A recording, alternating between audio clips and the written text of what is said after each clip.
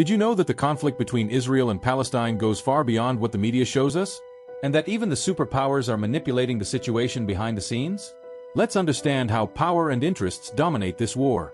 The conflict between Israel and Palestine, which has lasted for decades, has deep roots, fueled by territorial, religious, and political disputes.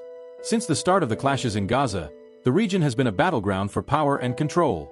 Israel, with its policy of occupation and expansion, is often criticized. But the issue is not so simple. Iran, which supports groups like Hamas, also has its own power agenda, which only worsens the situation. Recently, after the escalation of attacks, a ceasefire between Israel and Hamas was announced this past weekend, mediated by external forces. However, this ceasefire was quickly debunked, with both sides accusing each other of failing to uphold it. Seen as yet another political maneuver, a false ceasefire used to buy time while military actions continue. This only reinforces the idea that, behind this conflict, it is not just about rights, but rather a constant struggle for power and control in the region.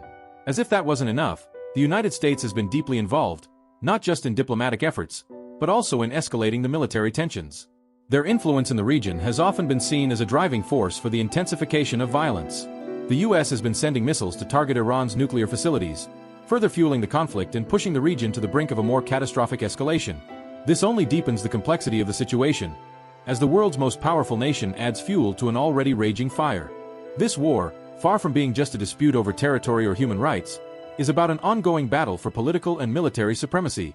In the end, while the people suffer, the great powers seek to consolidate their dominance, using the suffering of the innocent as a bargaining chip. What do you think about the real motives behind this conflict? Share your thoughts in the comments below, and let's continue the conversation.